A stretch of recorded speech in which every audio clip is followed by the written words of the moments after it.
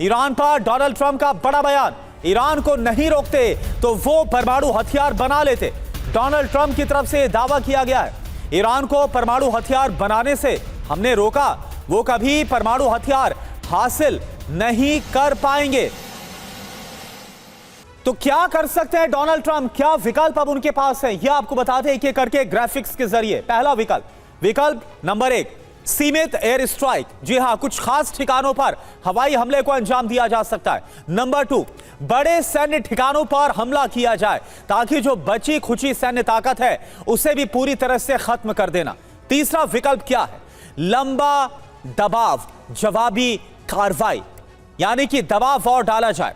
विकल्प नंबर 4 क्या, इस्फहान पर बड़ा हमला किया जाए, जहां पर न्यूक्लियर साइट है वहां पर हमला करके नस्तनाबूद किया जाए। विकल्प नंबर 5 क्या नजर आ रहा है, परमाणु ठिकानों पर फोकस। जी हां, क्या परमाणु ठिकानों को ध्वस्त किया जाएगा। छठा विकल्प क्या है, अंडरग्राउंड टारगेट्स पर अटैक किया जाए, जहां पर मिसाइल सिटी से लेकर परमाणु ठिकाने, क्या वहां पर हमला होगा। और सातवां विकल्प, सैन्य और उसके साथ साथ आर्थिक दबाव दोनों साथ साथ हो। ट्रंप का वॉर प्लान आप समझिए वो क्या है, मल्टी स्ट्राइक हमलों का खाका तैयार किया गया है।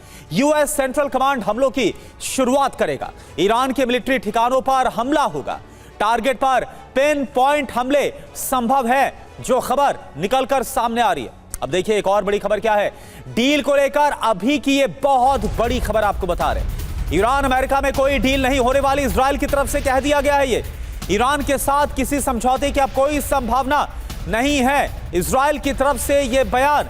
इजरायली आर्मी ने मैक्सिस अलर्ट का ऐलान किया है, ईरान पर हमले की तैयारी में जुट गया है इजराइल। N12 न्यूज के हवाले से बड़ी खबर।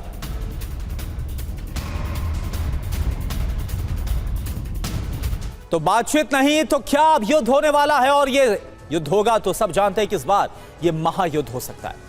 5 पॉइंट्स में पूरी खबर को आप समझिए। इजराइल को बिल्कुल नहीं लगता कि यूएस यानी अमेरिका और ईरान में कोई बात हो पाएगी। अब इजराइल ने साफ कह दिया है कि बातचीत की अब कोई संभावना रह ही नहीं गई है।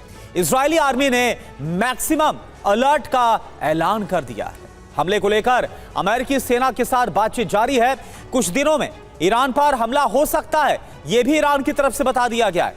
इजराइल का आकलन क्या है, अमेरिका ईरान में बातचीत असफल होगी, बातचीत से कोई भी नतीजा नहीं निकलने वाला।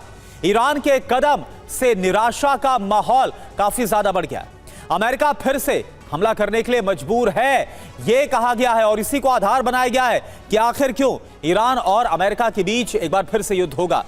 और देखिए आप, होर्मुज स्ट्रेट को लेकर अमेरिका और सख्त हो गया है। ईरान को होर्मुज स्ट्रेट को खोलना चाहिए। मार्को रूबियो अमेरिका के विदेश मंत्री की तरफ से बयान, ईरान नहीं मानता है तो प्लान बी तैयार रखना चाहिए। प्लान बी यानी क्या, युद्ध होगा।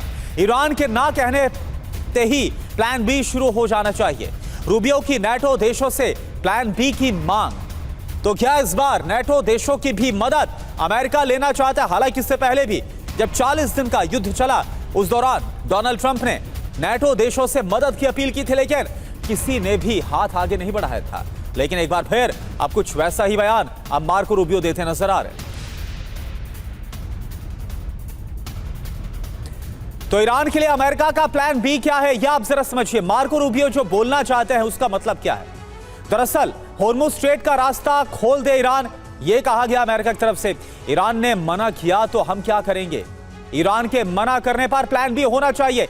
यह बयान किसका है, मार्को रूबियो का, जो आपको हम बता रहे हैं। अगर ईरान हमला करता है तो प्लान बी शुरू।